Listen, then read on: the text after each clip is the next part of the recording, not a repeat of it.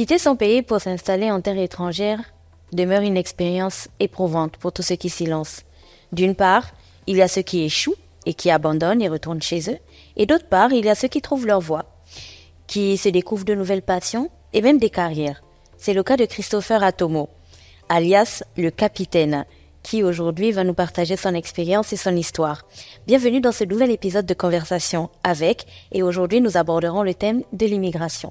Vous pourrez retrouver ce programme en écoute sur Urban FM 104.5, la station urbaine, mais aussi sur Deezer, Spotify et Apple Podcast, et bien sûr le visionner sur YouTube. Bonjour, je dois dire le capitaine ou je dis Christopher, qu'est-ce que tu préfères? Le capitaine. Bonjour Judas. Comment tu vas? Ça va bien toi? Ah, ça va. Je suis vraiment contente que tu aies accepté de discuter avec moi, même si on discute presque tous les jours, déjà, depuis un certain temps.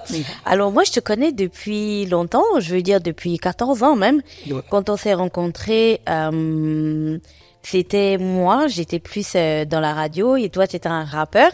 Mais avant, est-ce que tu peux un petit peu me parler de toi, enfin, nous parler, y compris aux auditeurs aussi, nous parler de toi un petit peu et de ta famille, qui es-tu? Je suis un enfant de l'école normale. En bas, j'ai grandi là-bas. Je suis pas né là-bas, par contre. On me raconte que je suis né à Batavia. Mais mes premiers souvenirs d'enfance, c'était à l'école normale. Donc, je suis né d'une famille vraiment classique africaine, avec ma grand-mère. Ma mère était super jeune. Donc, elle faisait les études à l'étranger. J'étais avec ma grand-mère. On se retrouvait à 30, 40 ans de maison, parce que les cousins, les cousines. Donc, c'est ça. Enfant de famille modeste, mais bon. Voilà, j'ai grandi comme ça. D'accord. Comme je disais à l'époque, quand moi je t'ai rencontré, tu étais un rappeur. Alors, comment t'es venue l'idée de quitter le Gabon? Est-ce que c'était un projet, que tu avais un projet de longue date, ou c'est une opportunité qui s'est présentée et tu t'es dit, tiens, j'y vais? Ouais. En réalité, ça n'a jamais été un projet. Moi, j'étais rappeur, comme tu sais. Mon but, le rêve, c'était après le bac, aller en France et tout casser là-bas. Je t'ai dit, ça m'a surpris en fait. En fait, c'est ma mère qui avait la vision de nous envoyer aux États-Unis. En réalité, mon petit frère, le dernier de ma mère, c'est lui qui avait le projet d'aller aux États-Unis. Mais comme il était plus petit, la vie n'avait pas trop confiance. Elle avait besoin de quelqu'un pour être le gardien. Elle vivait déjà aux États-Unis? Non, même pas. D'accord. Donc, elle a cravaché pendant des décennies. Elle a mis des sous de côté. Et comme ça, un jour, elle m'a dit, je veux que tu ailles aux États-Unis avec ton petit frère. Entre autres, elle avait une amie qui était à Los Angeles. C'est chez son amie qu'on a atterri la première fois qu'on est arrivé. Donc, c'est un peu ça. C'était même pas un projet. Je suis parti comme ça, du jour au lendemain, en fait. D'accord. Et donc, comment les choses se sont déroulées au fil du temps? Tu dis que ta mère, elle a passé toutes ces années à mettre de l'argent de côté pour vous offrir, je le dis comme ça, un avenir meilleur. Vous êtes arrivé chez une de ses amies. C'était quoi le plan, en fait? En réalité, je sais pas c'était quoi son plan, mais le choc quand j'arrive, en fait. Parce que j'arrive comme ça en Californie. Vraiment, j'ai appris que j'allais aux États-Unis, comme je t'ai dit, juste au moment d'aller faire les passeports. Et même là, on m'a pas dit où j'allais. J'ai pris le passeport, ensuite à l'ambassade des States pour le visa. Ensuite, je suis où on allait. Mais donc, le choc était vraiment arrivé à LA. On a atterri, après on a fait San Diego. C'était juste, culturellement, c'était différent. On était dans un tout petit appartement. Ceux qui ont vécu à Los Angeles, le prix du mètre carré, c'est chaud, en fait. Donc, on était dans un petit truc, on était trois. Le plan, c'était faire des études et revenir au bled et essayer de développer le pays, en vérité. C'était ça, la base. D'accord. À cette époque, tu avais déjà eu ton bac? Oui. Ouais, j'ai eu le bac, je suis parti en 2012. C'est bien que tu aies parlé du choc culturel parce que c'est un secret de polichinelle, c'est évident. Les États-Unis, on parle l'anglais. Toi, tu pars aux États-Unis juste après le bac. Tu nous dis que c'est un petit peu par surprise comme ça. Je me doute bien que à cette période-là, tu n'étais pas bilingue. Alors, comment s'est passée ton intégration sur un point de vue purement linguistique et puis sur un point de vue culturel aussi? C'était chaud. Alors, je parlais pas du tout anglais. En fait, la culture américaine, en réalité, m'intéressait pas vraiment. J'étais plus centré sur la France parce que dans ma tête, après le bac, je devais aller à Paris. Donc, je connaissais rien de l'anglais, en fait. J'ai dû aller, tu arrives, premier jour de classe, on fait un genre de test pour voir le niveau de chacun. Et ensuite, on vous assigne, on vous donne des classes par rapport à votre niveau. J'étais au niveau où on apprend l'alphabet encore. Donc, mais quand même, je me suis adapté très vite. Peut-être par rapport à mon background, où j'ai grandi, s'adapter, ça fait partie de vraiment du quotidien, quoi. Donc, je suis allé comme ça. J'ai galéré pendant 3-4 mois. Ensuite, j'ai rencontré des potes à la salle de sport.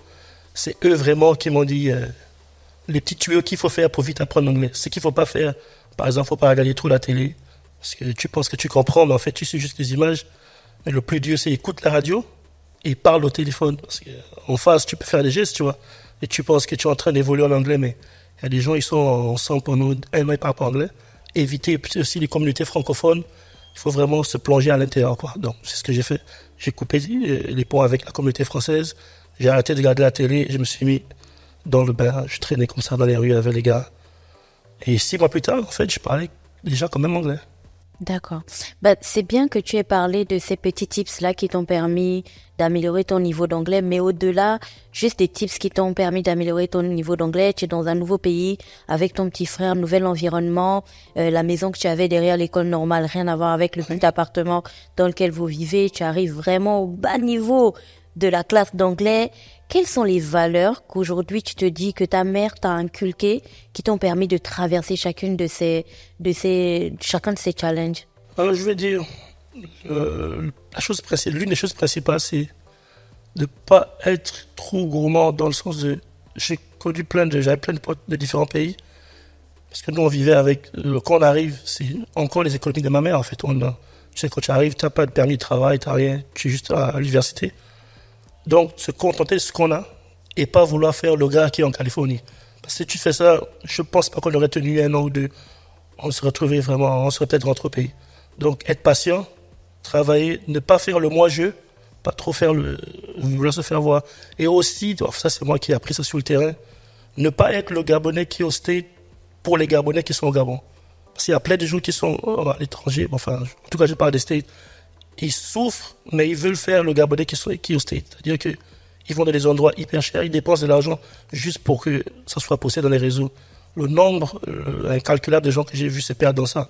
Donc, ne pas être gourmand, connaître sa place. Ça aussi, c'est comme où j'ai grandi, j'étais le plus petit, j'avais des oncles, qu'on sert à manger, tu manges pas le premier.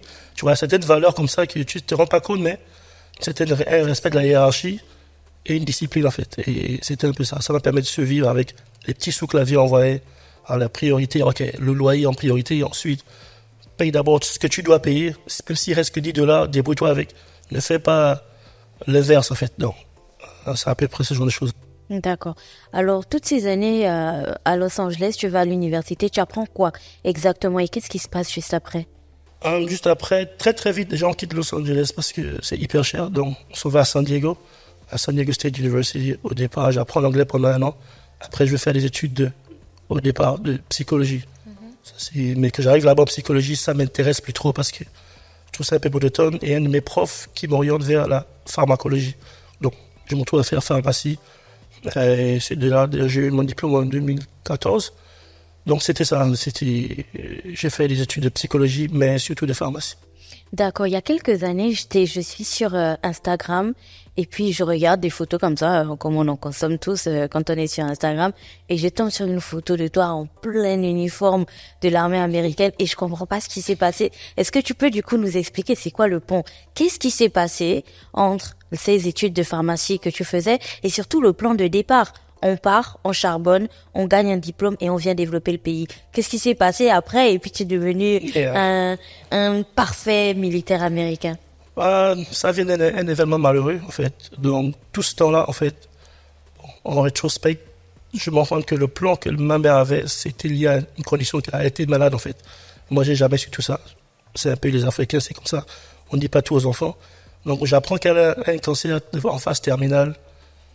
Je suis en fin 2014.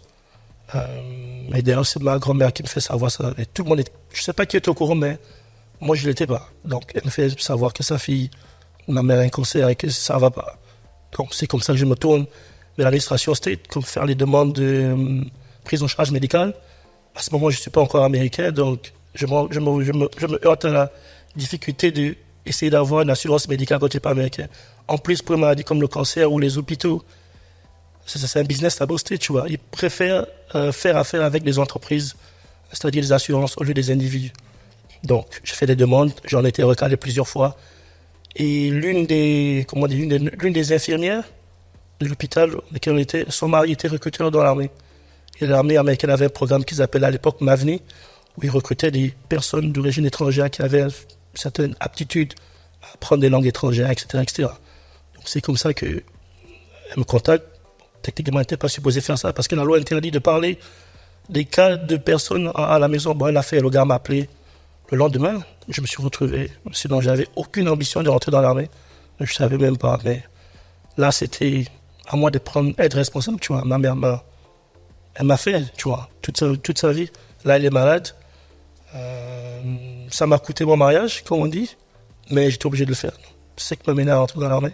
Vraiment, obligation de sauver la vieille. Ils m'ont promis, si tu rentres dans l'armée, si tu finis tous les tests, elle aura une prise en charge médicale. Et dès que j'ai entendu ça, j'ai demandé, je signe où en fait? On signe où? C'est ça. D'accord. Et donc, tu signes, tu rentres dans l'armée, c'est quoi la suite de l'histoire?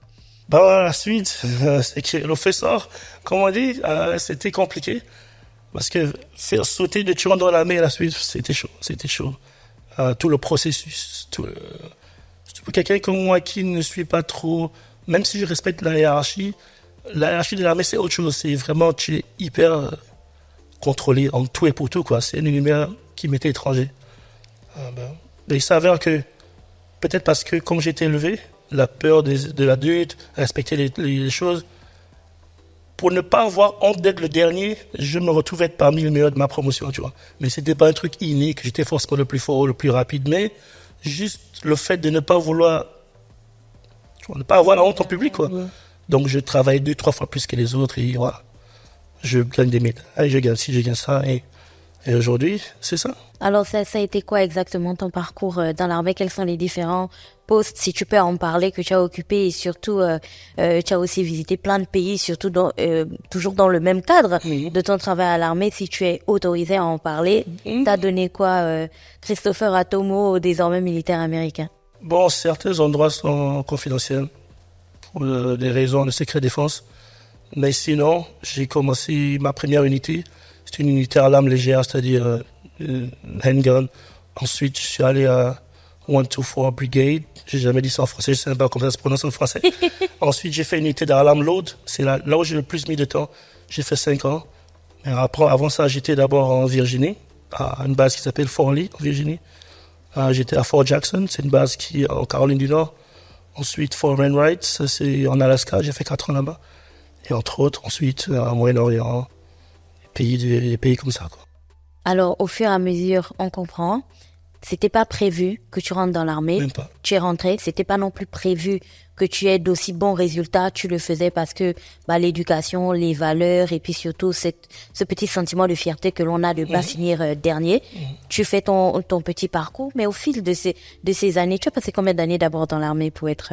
De 2015 à dans l'armée régulière de 2015 à 2022.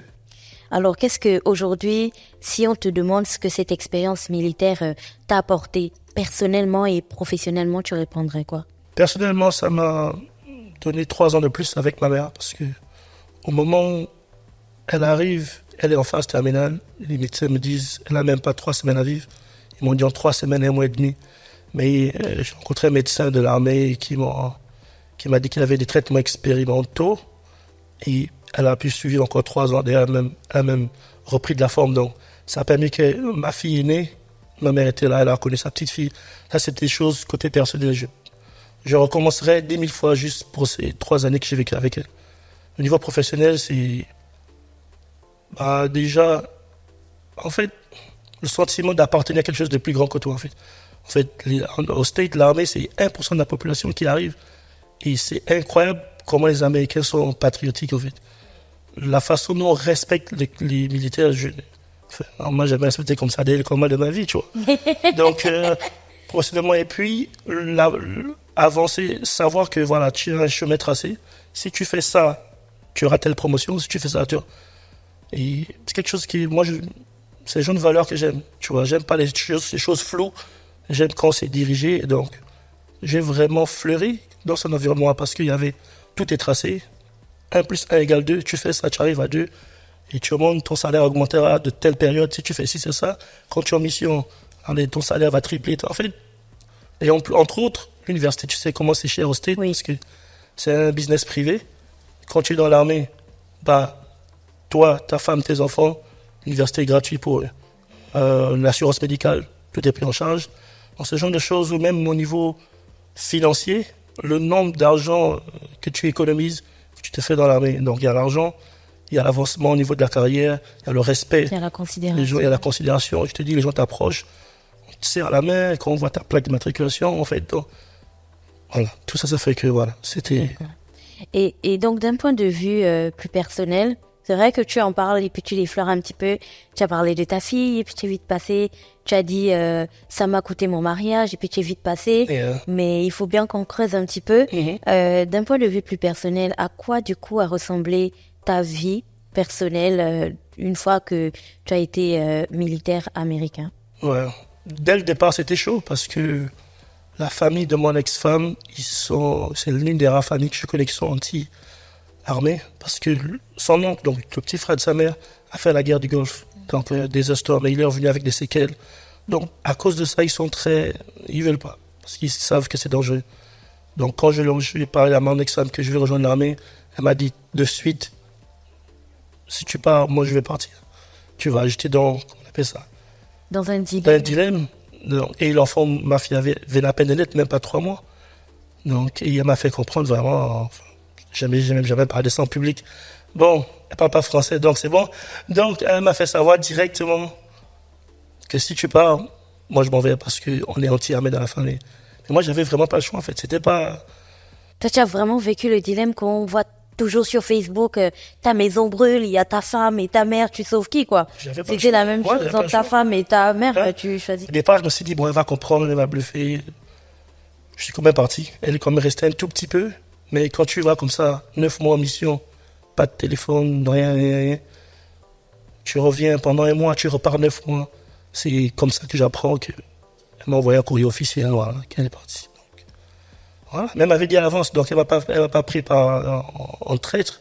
Elle m'avait dit, si tu rejoins l'armée, je pars. Et moi, j'avais pas le choix. Et puis, elle ne pouvait pas comprendre.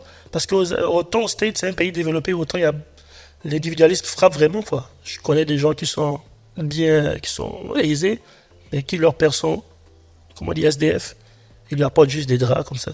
Pour moi, c'est inconcevable. Si j'ai une situation, mon père va venir vivre chez moi, ou bien je vais construire un truc pour mon père. Donc pour elle, elle ne concevait pas que non, c'est pas à toi de sauver nécessairement ta mère. Et moi, peut-être parce que j'ai grandi au bled, j'ai dit non, je ne peux pas la laisser aller dans un pays étranger, elle ne parle pas la langue. En plus, il faut savoir que les histoires de chimiothérapie, c'est d'une douleur incroyable. Donc il fallait que je sois là physiquement, je dois la transporter même de la chambre au salon, parce que ça fait mal au niveau des os. Donc tout ça, j'ai pas eu le choix. Elle est partie. D'accord. Je veux dire que toi, tu as vécu quand même des divorces, on va dire double divorce. Tu perds ta femme, mais je veux dire, tu te sépares aussi d'une nationalité, d'une identité qui t'a porté, parce qu'on en parlait en off et tu me disais, un soldat peut pas servir 2 commandants en chef en même temps. Donc si tu es désormais militaire américain, c'est que tu as dû dire au revoir au Gabon. Comment cela s'est passé? Je n'étais même pas au courant jusqu'à 2-3 semaines avant la cérémonie. Il y a une cérémonie de renonciation. Ça me rappelle un peu à l'église, quand j'ai fait le caté, quand tu arrives à la confirmation, le prêtre te demande si vous renoncez au mal, et tu dois dire je renonce. C'est à peu près calqué sur ce modèle en fait. Donc c'est une cérémonie officielle de renonciation à toute nationalité que tu as eu, parce que comme je dis, le président c'est chef des armées, et tu peux pas servir de chef des armées en même temps. Chef suprême des armées, oui. Et donc tu peux pas servir 2 pays à la fois. Et donc ils m'ont proposé, ils m'ont sommé de ramène tous les documents, papier, le passeport. On était à la cour, il y avait le juge, il y avait le gouverneur, il y avait le sénateur. Ils m'ont fait ça, fait 30 minutes. Tu lèves la main, tu prêtes allégeance au drapeau américain, à la constitution américaine. Et voilà. Et tu renonces à servir les intérêts de quelconque pays étranger. Et là, sur place, on détruit ton passeport et tout et tout. Et on te donne le nouveau et tout. Ouais, et on te donne le nouveau passeport. Comme dans, et tu es né de nouveau. Comme dans Scarface, avec une petite brochure qui dit « Le monde t'appartient ». Voilà. On te remet le passeport américain et puis voilà. La cérémonie doit être belle, elle doit être C'était bien. émouvante et tout. J'ai déjà assisté à une cérémonie comme ça, mais c'était pas une cérémonie de renonciation, c'était une cérémonie de nationalité. C'était des immigrés qui étaient aux États-Unis et qui du coup on leur remettait officiellement la nationalité. C'était avant un match de foot et tout ça. Donc c'est vraiment un moment très émouvant, très fort aussi. Mais je me doute bien que quand tu rentres le soir, quand tu rentrais le soir, juste ce jour-là, comment tu te sentais? Tu étais quoi, partagé entre la tristesse ou tu étais genre yes? En réalité, j'étais même pas triste. J'étais un peu... Je m'en foutais presque. Parce qu'entre autres, j'avais un contentieux avec le Gabon un petit peu. Après, il y a aussi la jeunesse saison. Oui. Tu vois, par rapport à la maladie de ma mère, en fait. Et je sais pas si je suis autorisé à dire ça, mais l'hôpital dans lequel elle était, je vais essayer de taire le nom pour pas créer des problèmes. Ils l'ont traité de tous, sauf de ce qu'elle avait. Donc moi, j'ai interprété ça comme si le Gabon m'a laissé tomber, en fait, en quelque sorte. Parce que quand je faisais une demande de prise en charge de ma mère, j'ai déjà commencé par le service, l'ambassade du Gabon. J'ai écrit des tonnes de lettres, j'ai appelé. J'ai aucune réponse, en fait. Donc, quand ça arrivait en option, en fait, j'ai même pas réfléchi. Donc, j'étais même pas dans le mindset de est-ce que je suis triste d'avoir laissé le Gabon? J'étais plus fais ce que tu dois faire en tant qu'homme, tu dois t'occuper de ta mère. Mais quand même, j'avais un petit contentieux. Dû au manque de réponse. Resté au travers de Dû au manque de réponse de l'ambassade du Gabon, les gens à qui j'ai parlé au téléphone, le consul, l'administration en général, quoi. À Washington, où tu l'appelles pendant 3 semaines, personne décroche. Donc, j'avais un peu ça en tête, tu vois. Mais sinon, j'étais beaucoup plus content du fait que, enfin, elle va recevoir des sous. Donc, Oui, je peut-être plus tard. Bah, ces derniers temps, tu reviens de plus en plus au Gabon. Je pense que tu étais déjà là il y a quelques temps. Yeah. Et puis, bah, tu es là aujourd'hui. J'ai réussi à te choper. Est-ce qu'on peut dire que c'est par nostalgie ou c'est juste parce que tu as des projets en cours? Bon, par nostalgie, surtout. Parce que j'ai quand même fait j'ai quand même fait 10 ans sans revenir. Parce que des fois, je suis venu en vacances, c'était en 2014. Par exemple, ma mère était enterrée, j'ai pas pu être là. Des problèmes administratifs. Donc, j'avais ça en tête de voir où on l'enterrait, de voir ma grand-mère surtout, qui me faisait un peu de chantage émotionnel tout le temps. Elle veut me voir une dernière fois, donc, c'était beaucoup plus, la première fois que je suis arrivé, c'était beaucoup plus pour revenir au Gabon. Indépendamment de quelconque projet, c'était vraiment revoir la famille, parce que j'ai perdu plein de potes qui sont morts, etc. Je voulais revoir mes amis, toi, la fraîche, etc., etc. Donc, c'est passé super vite, 3 semaines. Ensuite, j'étais agréablement surpris au niveau de la connexion que j'ai eue avec les gens, en fait. Du coup, je suis revenu un peu plus tôt que prévu. Si, là, j'avais prévu faire un an avant de revenir, mais trop le goût, quoi. Je suis revenu.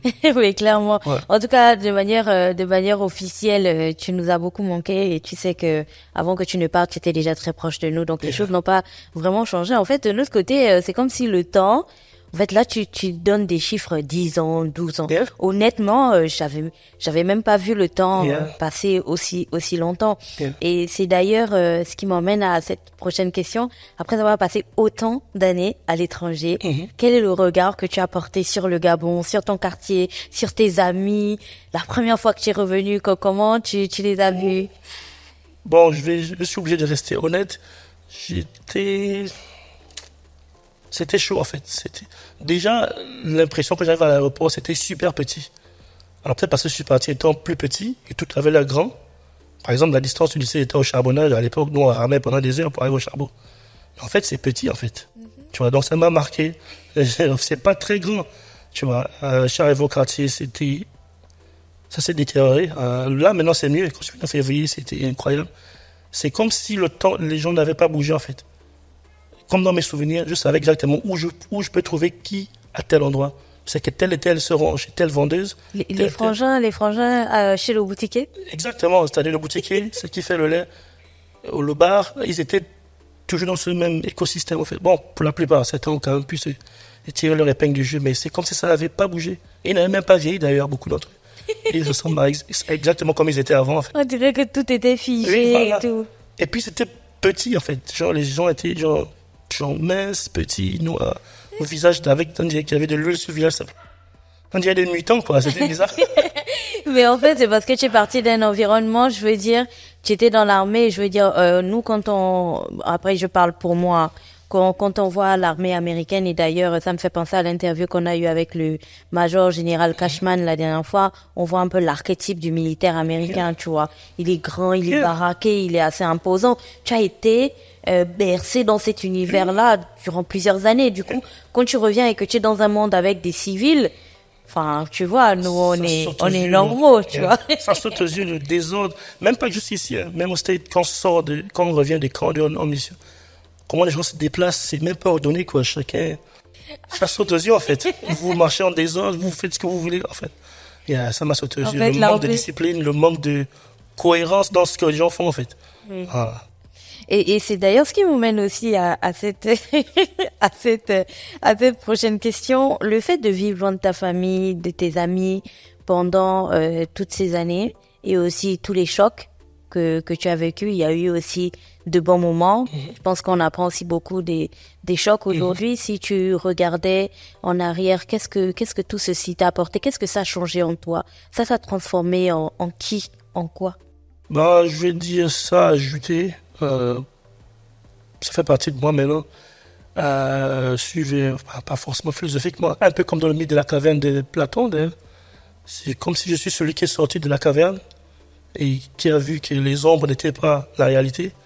Et donc, le fait d'avoir ces deux cultures, tu vois, m'a permis de rester droit dans mes bottes parce qu'il y a des endroits où je me suis retrouvé avec des gars qui étaient plus rapides, plus forts que moi, mais ils n'ont pas tenu le cours parce que je pense qu'ils n'avaient pas le truc que moi j'avais où je pouvais me rabattre sur, enfin, on va dire, passé spirituel.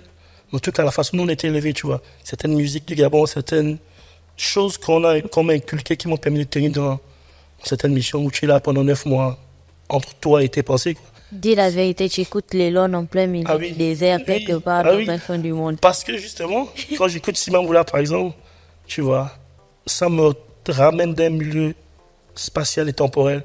Indépendamment que ce soit même le son, c'est pas le son, c'est avec qui j'étais quand j'écoutais ça. Ce que ça signifiait pour moi, tu vois, qui était autour de moi, l'odeur, ce que ça signifiait. Et ça me permet de tenir. Et il y a des phrases dans ces sons, c'est partir, c'est mourir un peu, je vais pas dire sans fond, mais partir, c'est mourir un peu. Ça m'a permis de tenir, en fait, ça m'a permis de tenir. On arrive petit à petit, on est d'ailleurs à la fin de notre entretien. Il nous reste 2 petites questions. J'aimerais te demander aujourd'hui, et puis tu regarderas Ivanov là-bas, si tu pouvais parler à Christopher Atomo, non, si tu pouvais parler au capitaine, le capitaine de 2012, lorsqu'il était à l'aéroport Léomba de Libreville avec son sac et puis partait aux States, si tu avais quelque chose à lui dire, qu'est-ce que tu lui aurais dit à ce moment précis? Du haut de ses incertitudes, de ses peurs, de ses convictions aussi, de ses certitudes, tu lui aurais dit quoi? Bon, je vais laisser le côté personnel à la maladie de la vieille et donner un conseil vraiment pratique. Je lui aurais dit, à l'aéroport, ça aurait été trop tard déjà. Si j'étais parti 3 ans avant, je lui aurais dit, apprends la plomberie, apprends la mécanique, en tout cas, apprends un travail pratique. Parce que les Américains, ils aiment que tu connaisses, que tu puisses faire ce que tu dis que tu sais faire. Les trucs faire les études de psychologie, c'est un peu du blabla pour eux. Après, un savoir réel, c'est mieux comme ça en fait. J'aurais appris l'anglais un peu plus tôt, mais surtout, j'aurais appris un travail pratique.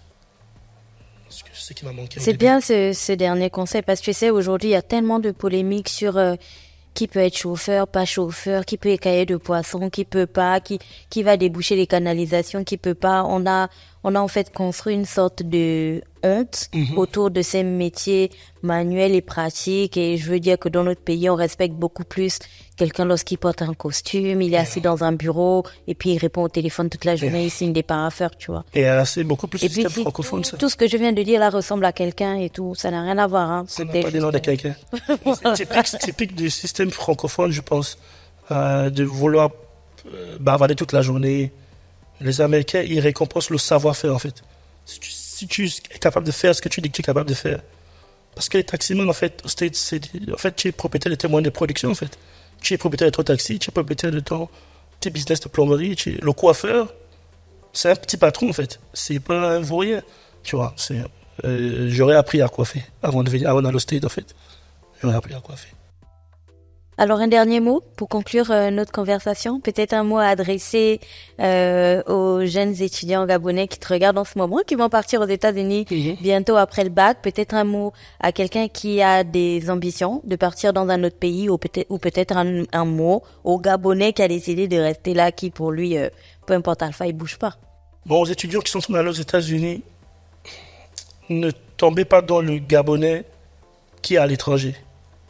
Qui est à l'étranger pour les Gabonais qui sont au Gabon.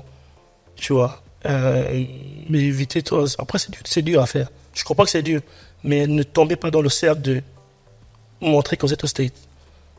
Commencez par travailler, trouver un boulot, étudier.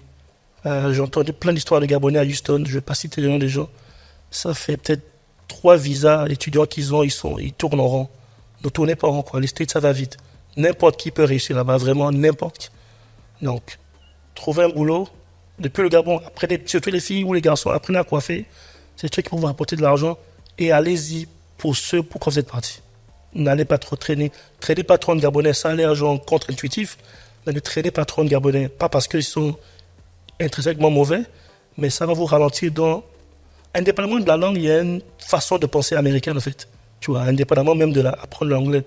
Il y a une façon de penser, une façon d'agir. Comment résoudre des problèmes qu'on n'a pas trop ici parce qu'on est un peu trop infantilisé. Il y a des gens jusqu'à 40 ans vivent.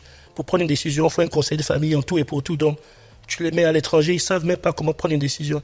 Alors que les Américains, depuis l'âge de 15-16 ans, ils ont cette capacité de dire « j'ai envie de faire ça, je vais mettre des moyens pour faire ». Donc, essayez de vous émanciper. Bon, après, c'est compliqué, mais en tout cas, essayez de vous émanciper.